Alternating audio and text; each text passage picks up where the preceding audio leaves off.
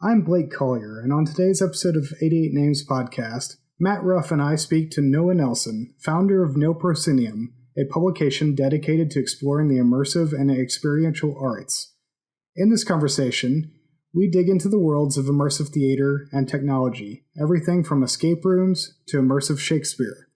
Noah breaks down the moving parts of these forms of immersive experience and lets the listener in on the power of acting and storytelling, and how these things only make the experience more powerful.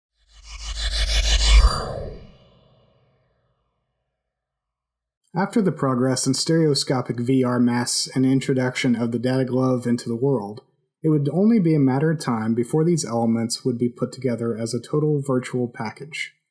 6 years after the arrival of the data and power gloves, NASA, in partnership with VPL Research, created that total virtual package with View, the Virtual Interface Environment Workstation. With everything from the mask to the data glove to a full data suit that could be worn by the user, this system allowed for people to step into a completely virtual world, or a real world via remote video cameras. With the right software, the user could actually pick up objects in the virtual space, as the fiber optics of the glove and suit would notate and process each bend and movement of the user's body as they move through the space. Finally, VR had arrived at the infancy of full disembodiment from reality into the virtual realms. NASA dug deep into this technology at the time for a couple of reasons. This form of virtual control would be helpful for the technicians who needed some form of remote control over the telerobotics that require a higher quantity and quality of control from a distance. This technology allowed that level of virtual presence. The other reason was the development of visor screens for spacesuits. If we think back to all the great science fiction films, many include some form of readout or imaging that is projected onto visors. The infancy of this idea started with the View research and development. NASA attempted to bring those imaginations into the real and practical world of space technology. With everything that had come before in the timeline of VR tech, the Virtual Interface Environment Workstation felt like some form of a culmination. This setup seemed to make people realize that virtual reality was a definitive feature of the future. It appeared that soon we would have our lives, and then we would have our virtual lives. Yet after 1990, while we would see developments here and there, the human drive toward the virtual world would become static for another decade. This would be a period where innovation and capability would not quite match up, but the technology remains, and our current day retains the potential for fulfilled promises from the past.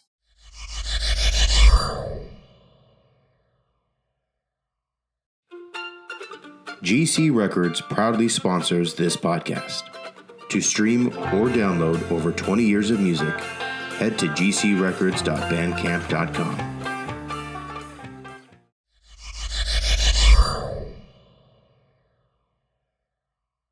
First off, tell us a little bit about yourself for any of our listeners who may not know about you. And while you're at it, give us a little bit of background on how you became so fascinated with all things immersive to the point where you started No Proscenium. Well, I'd be shocked if any of your listeners did know who I was. That'd probably be more weird than not. This all traces back. If we want to go long view on this, this is all the fault of one teacher in high school, as many things in many of people's lives are, sometimes for good, sometimes for evil. This, I think, for good. Yeah. In my freshman year of high school, I had two electives: theater and journalism, and they both that year wound up being taught by the same guy, a guy named Bobby Wineapple, who would go on to be a pretty well-established actor in the Bay Area on the regional theater circuit, and ultimately also a teacher as well.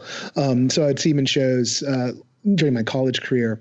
But that pathway of theater on the one side and journalism on the other, that was just kind of like cut right then and there in that year.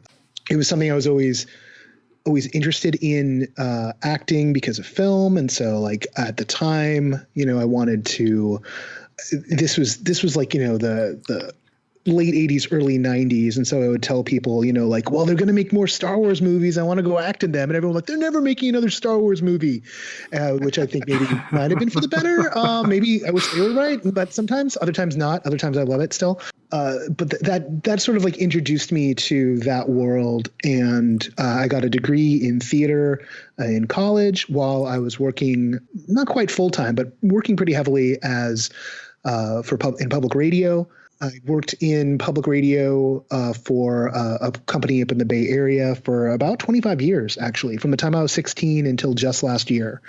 So I worked in that for a very long time. And it was during one of my, not continuously, but like back and forth, during one of those stints is when I was covering what was called at the time transmedia, which was sort of the intersection of technology and entertainment. It was one way to look at it, of the many ways you could look at it. And in covering that field, I started to meet some interesting folks, folks who were Imagineers, folks who were working on high concept YouTube series that were involving a lot of audience participation. I had kept a lot of friends from the theater world who had gone on to like reality television. And in those first couple of years of living in LA, and we got these people together and we started holding little dinner parties to sort of talk about our shared passion for theater and our shared passion for the idea of sort of taking these stories that were being, built out and moved into, alternate reality games and sort of all this kind of next wave storytelling. We were interested in that, but we were really interested in the live part of it. We were interested in like when they would do an ARG for Nine Inch Nails' Year Zero album. Nice. And yeah, I would have all this cool stuff like, the CD changed colors if you heated it up and that led you to a website and blah, blah, blah. But what was really cool is at the end, if you stuck with it, you got a Nine Inch Nails concert in a warehouse that was quote unquote raided by the cops at the end because it was all set in the world of the album. And we were just like, let's cut to the chase. Why don't we do that? Can we do that somehow? And so we were getting around to talking about it. And a couple of the people in that group had seen Sleep No More, which is this production it was originally in Boston. It wound up ultimately in New York, where it's been for 10 years this year. And they saw Sleep No More and said, "Noah, you should really go check out Sleep No More. If we're going to be interested in this, you should do that." And I was like, okay, well, there's a show in New York. All right. And then I saw Joss Whedon tweet about Then She Fell.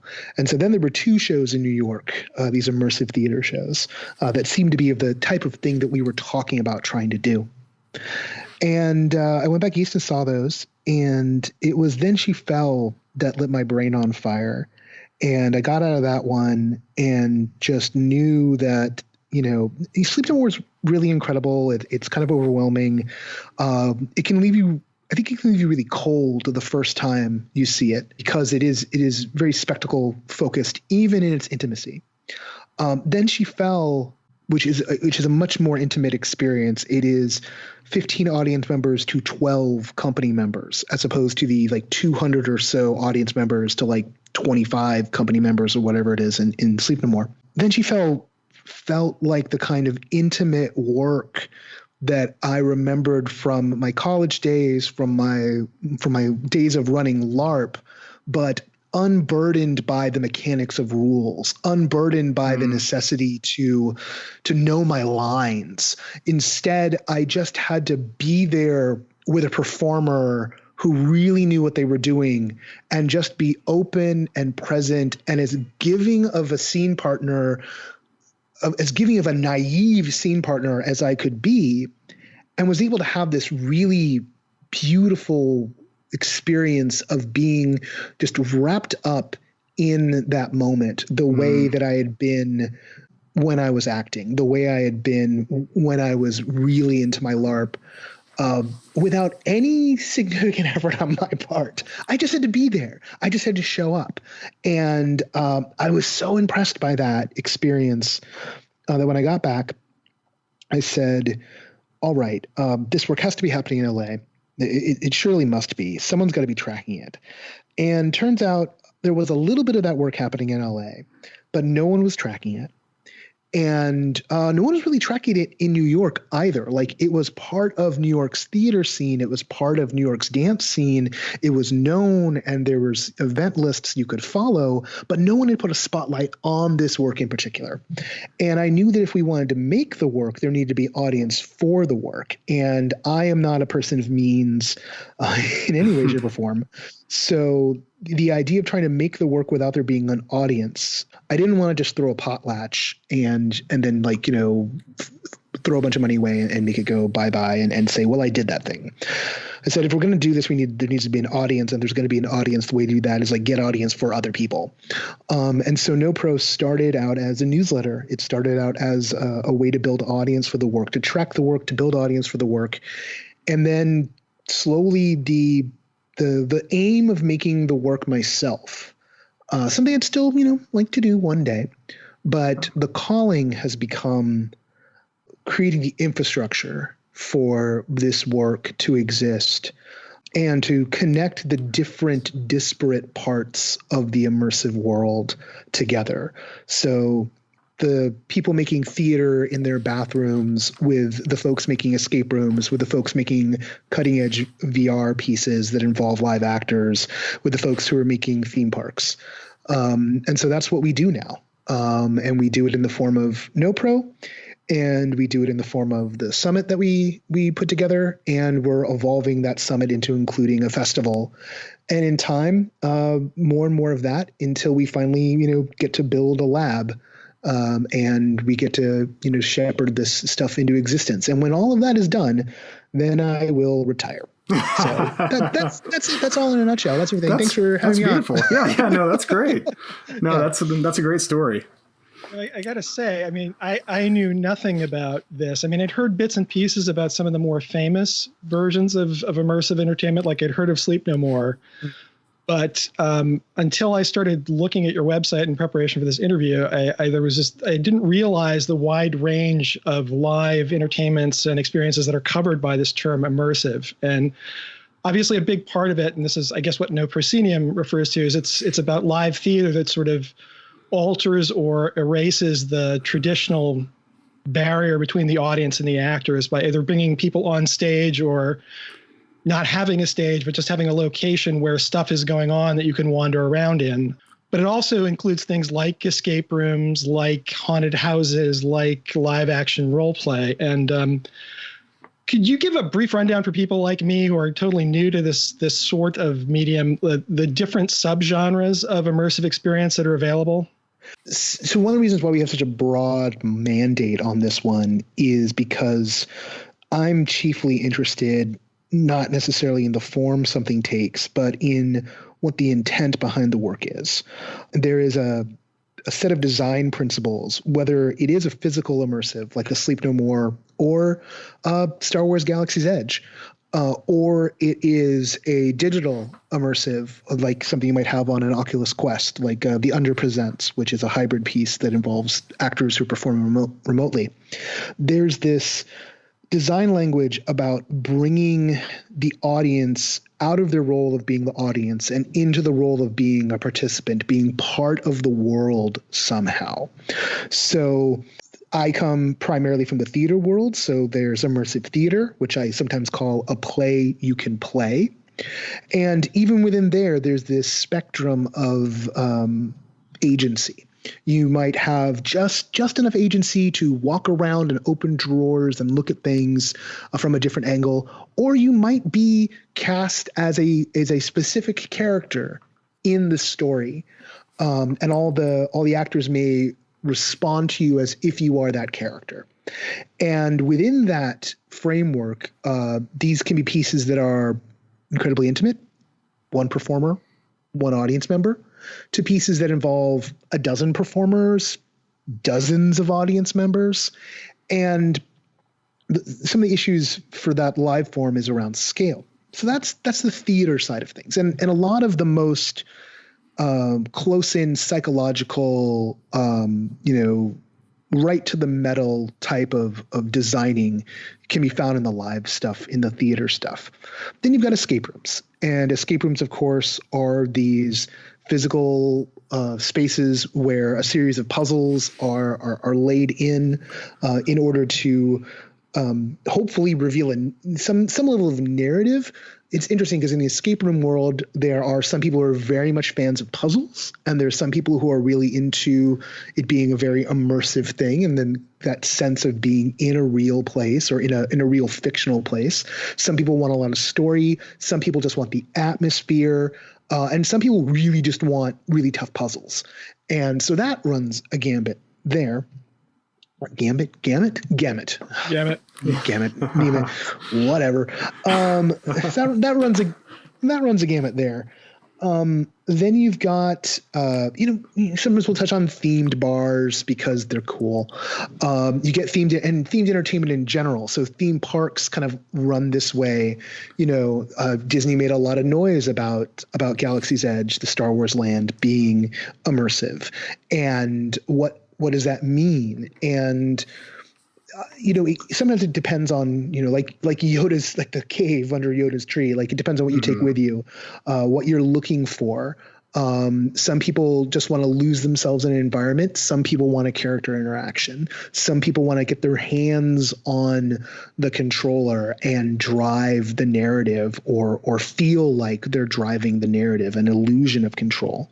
There's other types of, indeed, LARP can mixed in there, live action role playing. I feel like LARP is forerunner kind of a co-equal branch of evolution here. Mm-hmm. The lighter a rule set for LARP is, the more kind of organic and really about social scripts a LARP is, the closer it gets into the world that I'm interested in. And I say this as someone who ran a vampire LARP on a college campus for a couple of years. I'm used to really rules heavy LARPs, and I got kind of bored with them because the more rules heavy they are, the more they became about players doing what players often do, power gaming the rules so they can win. Now, in the 20 plus years since I was running a college LARP, the culture of LARP has really evolved. So there's ideas like playing to lose, and this whole notion of it being collaborative storytelling. But that kind of, it takes a while to cultivate that kind of culture. And that's something that's still happening in the States. I think it was still closer to the D&D roots back in the early days, where you had to roll dice at some point, and that taps into a whole different mindset. Yeah. Oh, we our very first version of the vampire game, we homebrewed some rules based off Vampire the Masquerade, and we were running around with either D10s or D6s in the little pop-up bubbles you would get like the football helmets in. So we would buy those, throw the helmet out, put a die in, and everyone had one of those in their pocket. And when you had to test against someone, everyone got their dice out and just rolled it in the pop-up bubble, and that's how we did it. And then we played the real rules, which all involved, Rochambeau, rock, paper, scissors, which was far more elegant. But still, you watched people. It was what we would now call PvP. People were very interested in PvP. And when we would bring people outside, I played it with my theater troops. And when we would bring people from outside of our theater troops, those people were really interested in winning. They were interested in, having the narrative all be about them. Whereas our troop in general, we liked telling that collaborative story together, more or less. We had a couple of people who would drive the scenes, but a lot of us were improv trained. So we were in it for, where's this story going to take us? How are we going to react? You could say that I'm still chasing the perfect night of that is something I'm still after. That's awesome. Yeah. Yeah. Or sad. I think it's purely awesome. I'm just listening to you talk about it. It's a world in which I've got very little kind of experience in, and it sounds fascinating to me. So getting to your website, there's on a very metaphorical level, the title of your site is a statement on removing that remaining separation between the audience and that which they are experiencing. I love those kind of titles that have that kind of intentionality behind them.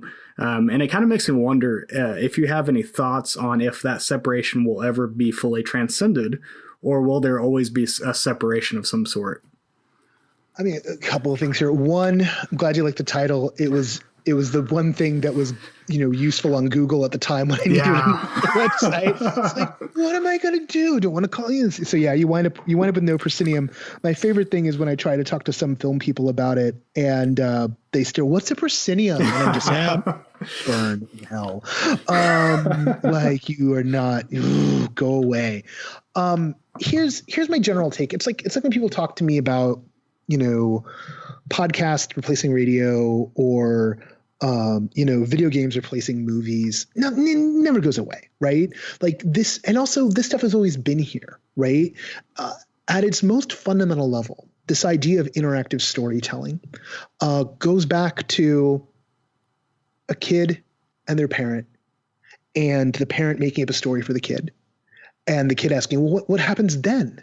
Oh, but they don't like that. That little give and take feedback, right? That's the earliest way in which I think we all, in an idealized sense, and hopefully we all got to have that experience at least once, right? One good night in this kind of dark South here, right? Where your parents had it in them to not treat you like you're being a little shit right now. And that collaboration, it's a mode of storytelling. It's a mode of being. It won't have to be, it doesn't have to replace anything. There are plenty of times when I really don't want, hell, there are times when I'll go to a show and I'll find that it's on the higher agency side. And if they haven't done the job of making it, of really building a world out and giving us characters who elicit an interesting emotional response, an interesting reaction, and give whatever narrative, injunction I've been handed, if I've been given one at all. Like the worst case scenario is they've built out their world, but you show up and you don't have a purpose for being there. And yet they expect you to dive in because they expect you to come with an agenda. And I'll hate that. Because it's like, you're asking me to work. I didn't come here to work. I didn't come here to brainstorm this story with you. I came here to see what world you built and to react honestly to it and see what happens when I react honestly to it, not when you react honestly to me. Yeah. Right.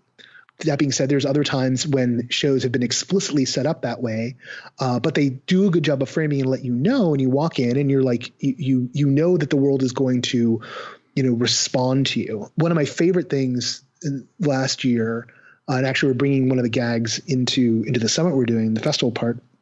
This cat named Aaron Vanek, who's from the LARP world, and his wife Kristen, they've been developing some ghost story stuff, and the idea is you're a ghost and you're going around this place, and there was a series of vignettes, but there was this one moment when I'm coming down a hallway, and what I first thought were just some people who were just working at the venue, had nothing to do with the show.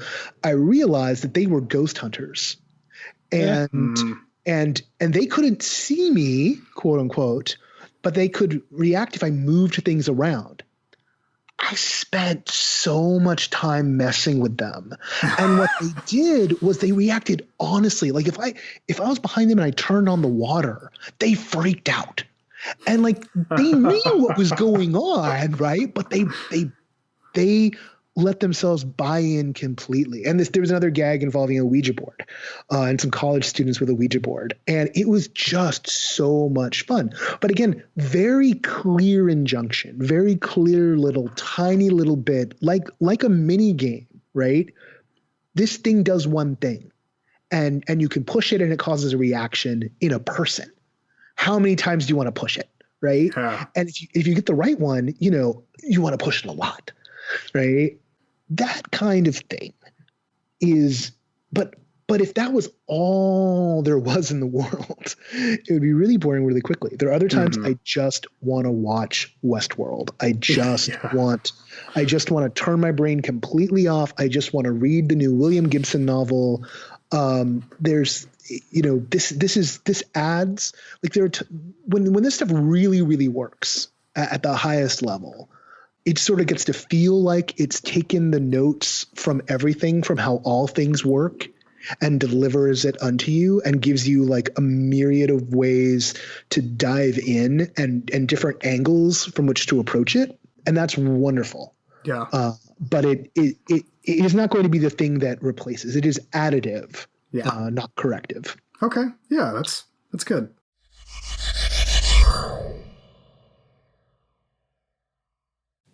D-Rooted is a proud sponsor of the 88 Names podcast. D-Rooted, immersive experiences and interactive activations helping brands connect globally.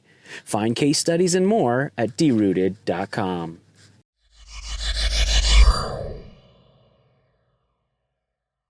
A theme that comes up a lot on your site is how immersive entertainment requires different storytelling techniques than traditional theater or cinema. And because this is a relatively immature medium, not that it's new so much as that I think especially with technology, it's just being practiced by many more people than maybe previously.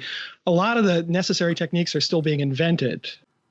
An odd way that this resonated with me is that I often feel when I'm playing video games with a story element, I feel like the narrative aspects of the game mesh very poorly, if at all, with the gameplay aspect.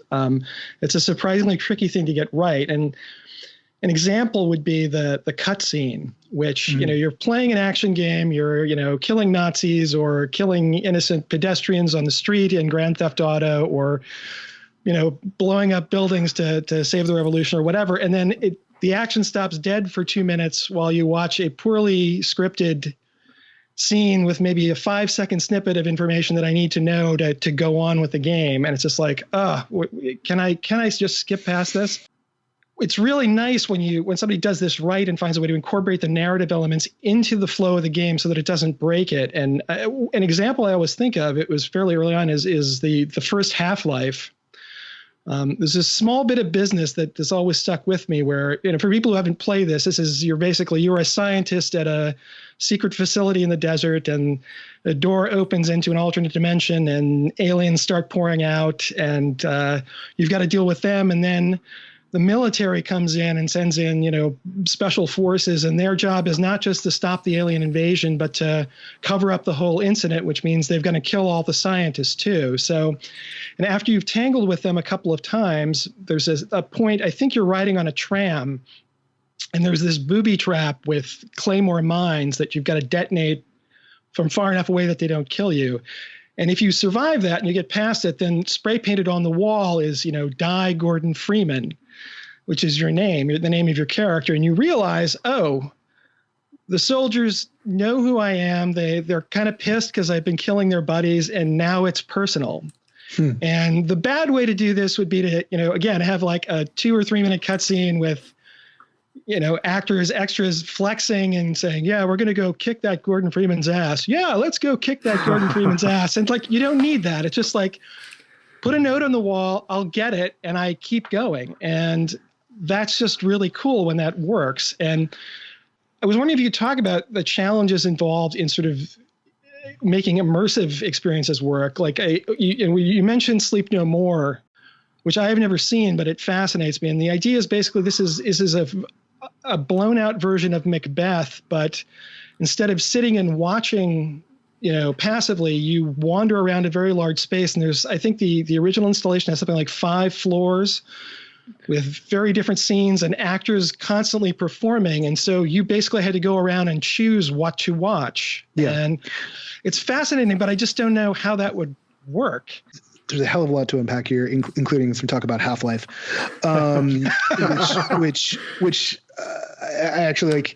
There's parts of it where the way they told first-person narrative in Half-Life was, gloriously super aggressive. But I remember, going on later, and the fact that it actually worked less well for me than a cutscene, because you could have Gordon running around just hitting things in the room while the characters were still acting like he wasn't. And that for me broke immersion far more than having to sit back and watch a cutscene, because you give me this world that feels like it's responding to what I'm doing. But then the second I don't behave the way the world expects me to, it just ignores what I'm doing. And that drives me up the wall. I've had that happen too, where the final boss is giving his speech and taunting me, and I know how to kill him in 2 seconds so he doesn't get to finish. Yeah. So like I think things of that nature, right? Yeah. Like there's the thing, but like with Sleep No More, to zero in on that part of it, yes, the McKittrick in New York, it's 5 floors, if memory serves. There's the audience is dropped in waves every few minutes. Just a couple of people and sometimes just one person at a time dropped onto the different floors via either an elevator, or sometimes if you're unlucky, you have to take the stairs, and you're just dropped up at different points. And the actors are on tracks. So they have a circuit of behavior that loops 3 times over the course of the night. And at certain points, the tracks converge. And these convergent points are, and sometimes they cross over at many different points, but at certain points in the night, they actually all come back together in the same room, which is a great time to jump onto a different track. Oh. So now everybody's together. You're like, oh, I've been following this person. Now I'm going to go see what's up with that person over there. And you go chase them. And there's actually a wonderful moment they come together twice that marks kind of sort of the inciting incident, if you will, to think about from a film perspective, and then the climax, right? So 2 times in a cycle. And this is kind of how the rhythm goes on. And in that inciting incident come together, what happens is you have Lady M, and I'm a theater person, so I won't say the word. You have Lady M on the ground floor of the basement, and there's a mezzanine around it. And if you're on the mezzanine, you can see people come in. So like say Banquo comes in, and he's got a little flock of people all wearing these very distinctive masks. That's the audience. He does not have a mask. And Banquo comes in and he pays a little attention. He greets Lady M, or Lady M greets him. And then Lady Macduff comes in, very pregnant, and again followed by a little coterie of people, and she greets Lady M. And again and again and again, as people enter this room and take up their positions, people keep on paying attention to Lady M.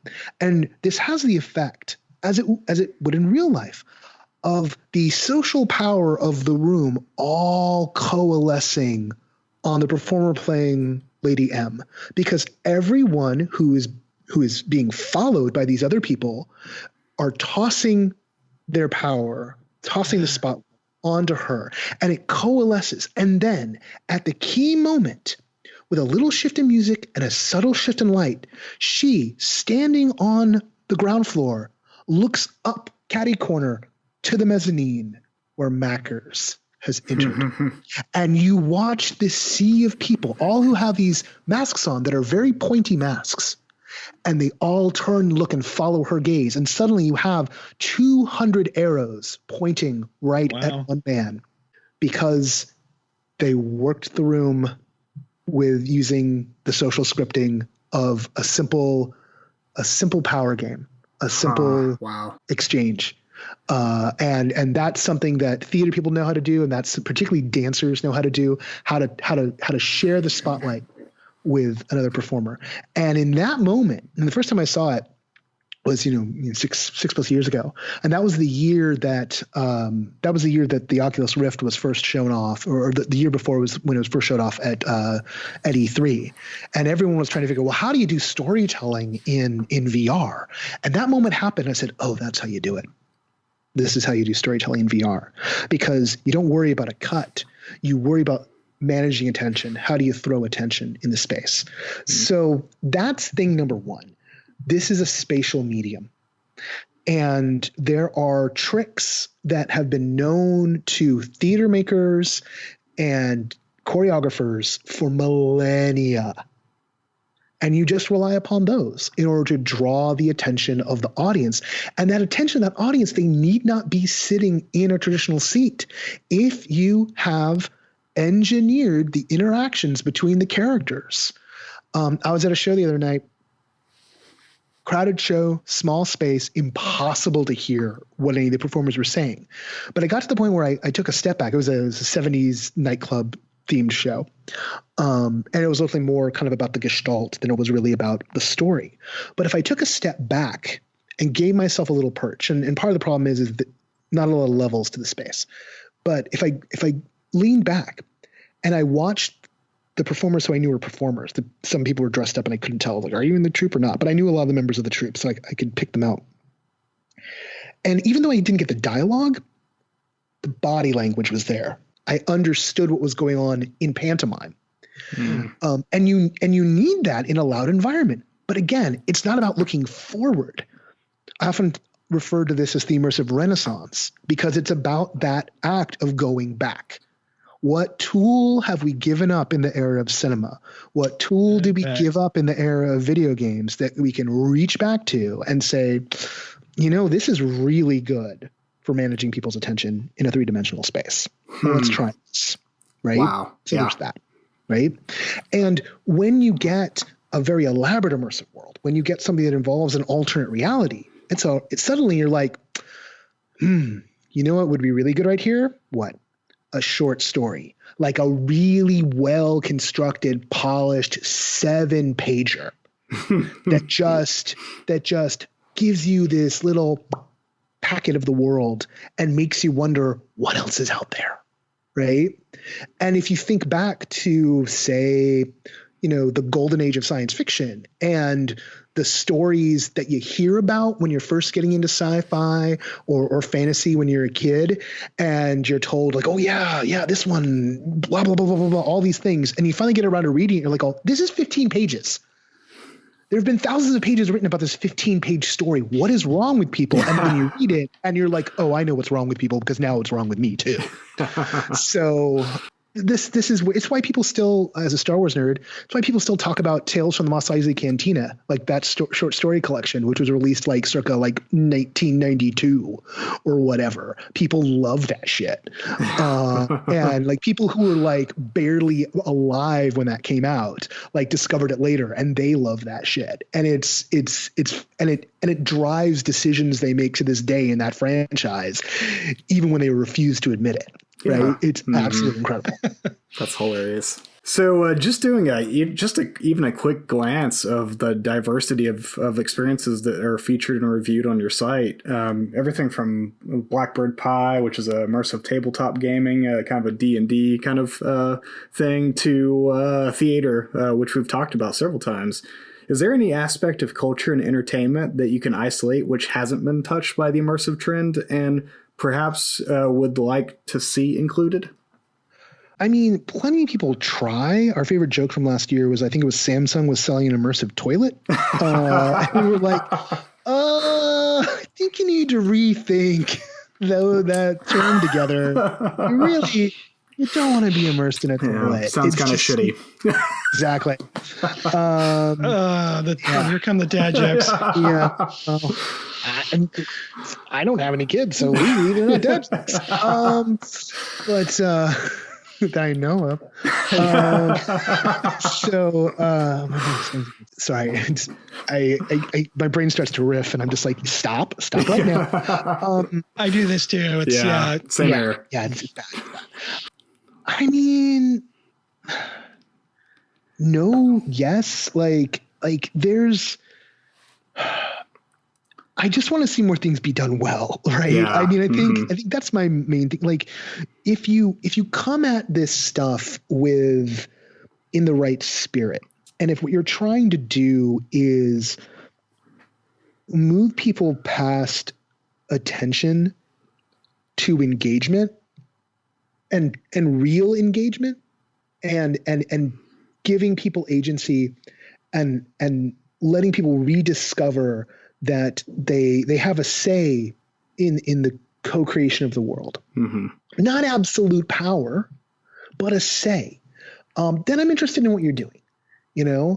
What form the destructor takes, like, I mean, in the third, it doesn't really matter. You can just give me that core part of it. I get excited if a piece of IP, I've been in Hollywood for too long, if a piece of IP that I like is brought into the space in a smart way. Yeah. I get really nervous if someone brings a piece of big IP into the space in a dumb way. I'm fascinated by the fact that Amazon and Netflix are spending a lot of money to promote new series using these pop-up fan events to launch stuff that has no built-in fan base. Tonight, I am going to a kickoff event for the Amazon series Hunters, starring Al Pacino as a part of a Nazi hunting group in the 1970s. They were taking over a few spaces out in Highland Park, which is a neighborhood on the east side of town. There's a number of performers I know who are working in it, and there's a design firm from New York who have come in and done it. And what I find fascinating about that is Hunters is not a big property. Mm-hmm. Hunters isn't even The Witcher, which Netflix did a pop-up here in LA for The Witcher at the Egyptian Theater. And it wasn't bad. It was all right. It was good. It was fun. It was a nice little minute. You went through, you got a few scenes. They actually had one really good gag. And then some monologues, and then a selfie room, and then like a little closing thing that turns out was just a little like Haunted Mansion style hurry back moment that you thought was leading to something else, and you just realized, oh no, we're just outside. We should have done that slower. But like, indeed, like the Haunted Mansion note is real. It's like it's got a bit of that construction to it, right? If it's executed well, it is really kind of like all I care about. I think that there's some stuff around, how to scale this up so that you get, and this is something that people at say music festivals like Electric Forest and to a lesser degree Coachella are kind of wrestling with. Like, how do we bring some of these elements into these very large spaces and get people activated and get people engaged in a way that can scale? I had some interesting conversations today with some folks from who creative directors at Electric Forest for a while now. And like, they were like telling me about how they were super excited about how they like built this one thing. They built this lovely experience and like a really cool way to get to it. But by the time everyone knew it was, the crowd was willing to like rip everything apart because they had put a secret behind a wall. So like people no longer wanted to respect the process, and they just wanted to get to the cool thing on the other side because they don't realize that it was the journey all along. Right? And so I think that's the other side of it, is like, can we, people talk about the experience economy, and they talk about, millennials want experiences and not goods because they don't want to buy a house because a house is $3 million, but can we get people reoriented? Can we get people reoriented around the idea that what matters is the life they live, the experiences they have, the conditions of the world around them, and how they treat the people along the way, and not just at chasing the big shiny thing.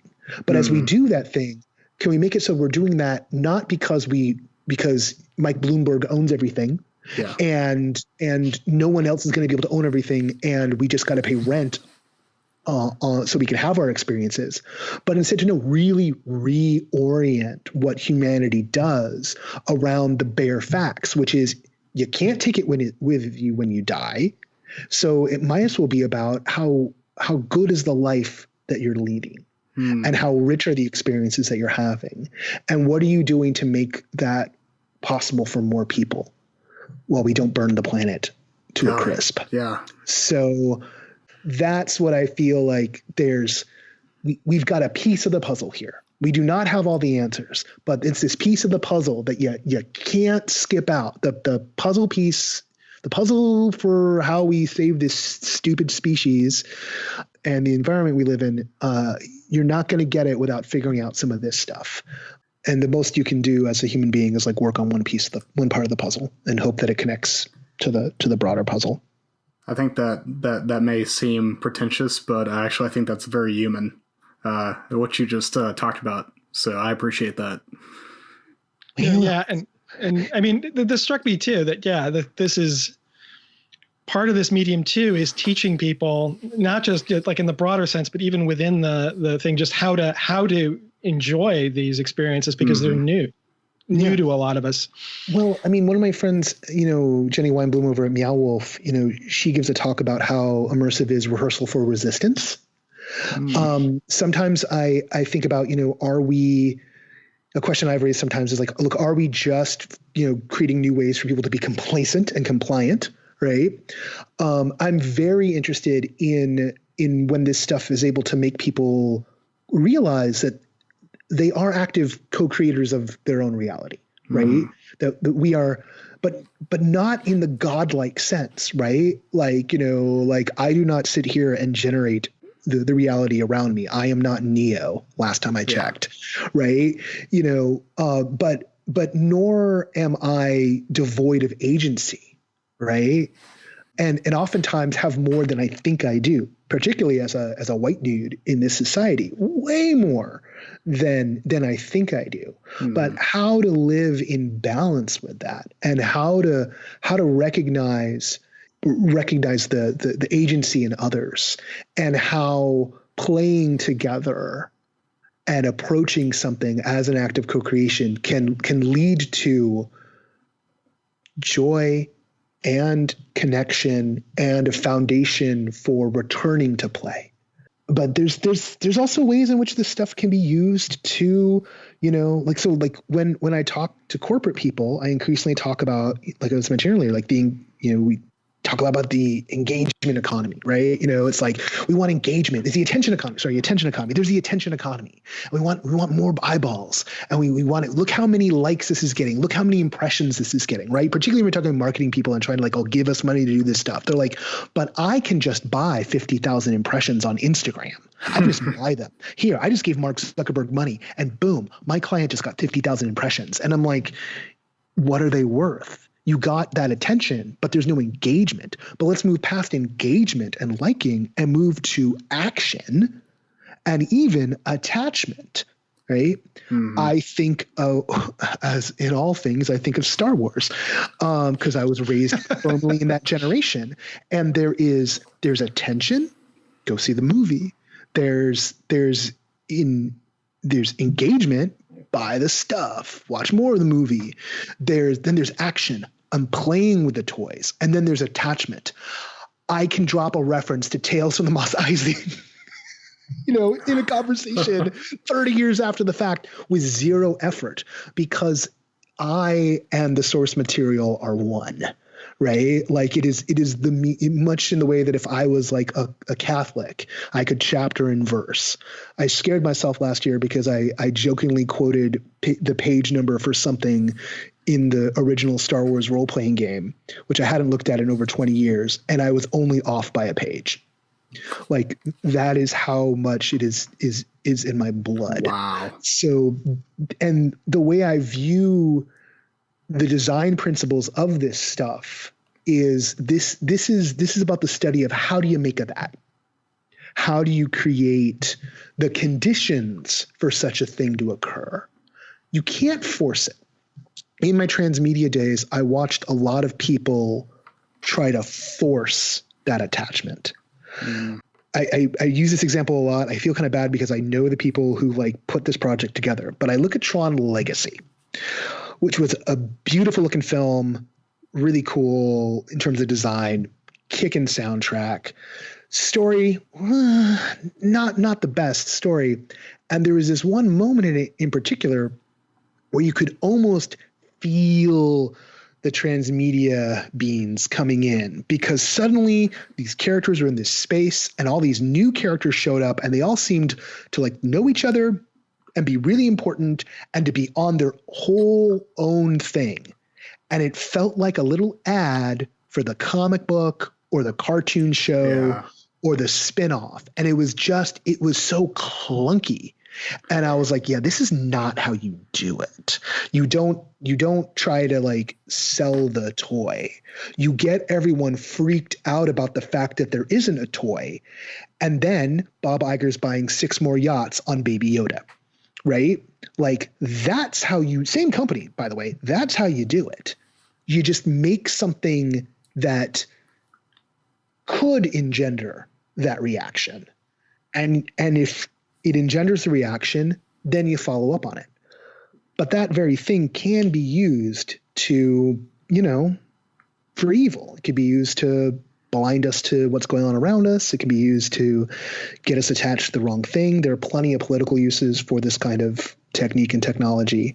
So I think that that's something that, but if you approach people as trying to get them to realize that they are co-creators of these experiences, if you're teaching them a little bit about their agency in it, then you get to create. That's where if there's a distance, if there's a proscenium, if there's a veil here between the fictional and the unfictional, it is creating that space inside the person so that they know that they're playing, that they're consenting to play, and that their consent is revocable, and that they can jump out and say, I don't want to play this game anymore. Or they can say, you know what, let's move this game this way. And then they take that experience they have of being a co-creator of the thing and then apply that to other places in their lives and apply it to, our civic life. Mm-hmm. So wow. Yeah, that's something I would hope for. And that's not me just completely being megalomaniacal or weirdo, because there are people, like the same people who do this work are involved with the organizations who do things like put up those, I don't know if you've seen, but like they've been like the cages, that have just popped up in some cities, right, to like represent the babies. Yeah. Some of the same designers, right? So some of the same folks working on experiential marketing pop-ups for, name a food company. In their off time, they're doing that stuff. Wow. Right? Same artists. One of the things in 88 Names, like I'm writing about 20 years in the future where VR technology is advanced to a point where you can, if you want, spend most of your life in VR. And, this is both positive and negative depending on how you look at it. So, for example, one of the characters in the novel, Anya Kirchner, is a former Olympic athlete who's suffered almost total body paralysis in an accident. So she can't even breathe on her own anymore. But VR technology basically allows her to leave her physical body and have a quasi-normal life in cyberspace, social life with other people, which is great. On the other hand, she's living in an environment where people have total control over how they look and sound, and where even the most intimate interactions between people are mediated through the computer, so that it's cyber sex is a thing. So it's possible to be lovers with somebody who you've never actually met in the flesh. And while that can be cool too, it opens the door for all kinds of mischief, which is a big part of what the novel is about, is just how do you make your way in an environment where you're constantly having to guess who you're really dealing with and what their agenda is. And this sort of ties into one of the other big themes in the novel, which is that it's really difficult to get people to follow rules or to play the same game that you're playing. It's not impossible, but it's more difficult than a lot of people realize. The way this comes up is often when we talk about the future of technology, there's a tendency people say, well, geez, before we build this stuff, we should really sit down and work out the ramifications and figure out how to avoid the pitfalls. And that's where the contrarian in me always kind of butts up against the word we, because I just assume that a lot of other people in the world are going to have very different goals and outlooks than I do. And what I decide should be the social norm is not necessarily going to appeal to them or even make sense to them. So unless you can build incentives directly into the technology or limitations directly into the technology, it doesn't really matter what you think we should do with it. People are just going to do with it what they want to do. So I was just wondering, like, for you, looking ahead at the future of immersive technology in theater and this whole area, what is your biggest hope and what is your biggest fear? And, if you've got, and obviously we could have a whole other podcast just on this subject, but, but if you've got sort of a greatest hits of stuff you're excited about, stuff you're worried about, and maybe things that could help blunt that danger. I feel like, touched on some of it in our last chunk there. The potential, you go back to the dawn of film, right? and how it was used for propagandistic purposes. You watch Triumph of the Will, the same thing, cable news right now. I mean, we live in a world completely shaped by cable news in every way, shape, or form. I think that my greatest hope is that, and this is a large cultural thing, that the more we've put the tools in the hands of people to be creators, whether it is YouTube tools or iMovie or Dungeons and Dragons books or Unreal, Unity, whatever it means, whatever that might be, that the easier we make it for people to seize the means of cultural production, the more we will blunt the force of those things that would control us. Although you look around right now, and that really doesn't seem to be how it's worked out at all. So I need to take a ticket back to the 90s. It's like, guys, we were wrong. We were so wrong. Get me Doug Rushkoff. Do not make that documentary. No, you're not taking those speaker fees at Intel. Come on, you're coming with me. I'm going to show you something. Yet I still retain a bit of that naivete, right? Like I want to believe that there's an alternate path here, and that part of the issue, like when you were talking about, we should slow down and think about the ramifications of this. Yeah, but then the person next door is Mark Zuckerberg, and he's just going to move fast and break things. Right. That's exactly what I'm thinking about. Is it doesn't matter. He's not going to care what I decide. No, you can have, the only way we do that is we step back and together say hey, guess what? We learned some things don't work. No, you can't run off and just go make that thing. Well, why can't I? Because we said so. Well, who are you? Well, we're bigger and meaner. Well, why should you be bigger and meaner? Because we said so. That's circular argument. Yes, it is. Your point. We're bigger, we're meaner, right? There's something to that, right? You have to have this, if you get enough of a cultural consensus around the idea that there should be a norm, that there should be a way to, come together on that. It's really, there is a norm. It's just a matter of who controls the norm, right? Which thing controls the norm here. And I think that there's definitely an element as we give more of cultural production to the masses, for lack of a better term, the harder it is to put that genie back in the bottle. It's just real, and it isn't always great, depending on your point of view, but it's hard. It's hard to do, and we definitely haven't figured out our way on how to create. We don't know how to do a civil society in the world we have right now. I sometimes think if we push the slider a little more towards creation, maybe we will find a way. Maybe we'll get that going on. And I think a big part of it is finding a way to teach people always that no tool is neutral, that these tools have biases. They're designed to produce a certain result, right? A hammer is designed to slam things into something. And a saw is designed to cut things open, right? You can use a saw to hammer things into things, but won't be nearly as efficient.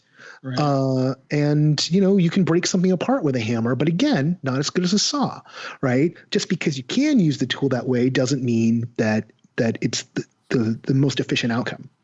To do that, you have to first acknowledge that any piece of technology, whether it be an iPhone or a role-playing game textbook, there's a pedagogical aspect to it. It teaches you how to do something. It teaches you a mode of behavior. And you have to bake that realization into people. On the one hand, if you can do it in an instructive way and teach kids from the start some media literacy, that's great. I think on the other hand, I think something that has been long missing from our culture, and probably the thing to kind of go back to the earliest question, how did I get into this stuff, right? When I was in high school, I was fascinated by Joseph Campbell, shock as a Star Wars fan, fascinated by the idea of initiation and initiation rites, and this idea that society got together to mark the moment when you transitioned from one mode of being to another, and that you took on certain signs. And if you've read Campbell, of course, some of these really traumatic signs, right? There was trauma was done to you in order to push you into your new role. And on one level, you can stand back and go barbaric. On another level, you can say, yeah, but trauma is sort of what shapes us. And and an ordeal is what shapes us. And you pull back farther, an experience is what shapes us. Right. If we build experiences that are consciously designed to acclimate someone to their role in the grander society, what does it mean to be an adult?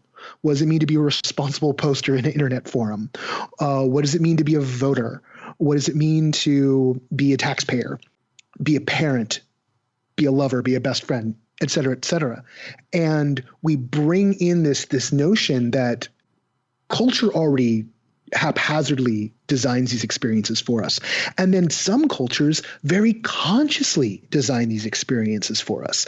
Religions in particular, First Communion, Bar Mitzvah, et cetera, et cetera. All this stuff is designed to orient you and teach you what your role is. That is something we're missing. Like the closest we get right now is when you're a 40-something-year-old man and you go build your lightsaber for the first time at Disneyland. And then you do it, you go, oh my God, and then you go make your friends do it and you watch them weep and you carry on that tradition. Literally now a tradition in my friend group. It's like, oh, whose turn is it? Get him while he's crying. Whoa, like amazing. That is that power is still there.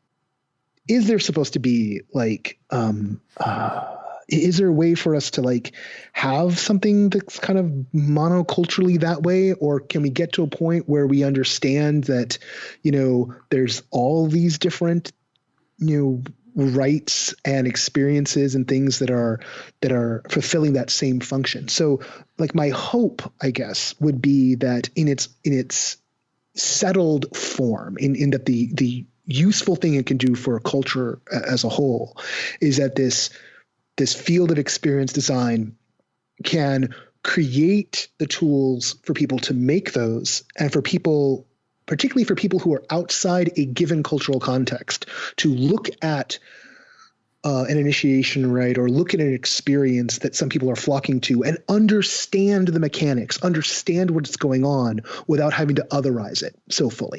Mm-hmm. That's my hope. My grand fear would be that we just put everybody through like just a stamping machine, and we just head towards something kind of THX 113080, in some mode where we give only the illusion of agency, but everyone gets a cupcake in a cup. Yeah. Oh, that's great. And on that note, I'm on my cupcake.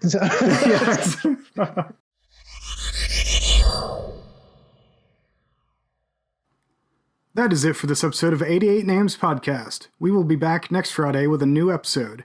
If you like the podcast, go to Apple Podcasts and give us a rating and review, which will help us get more listeners.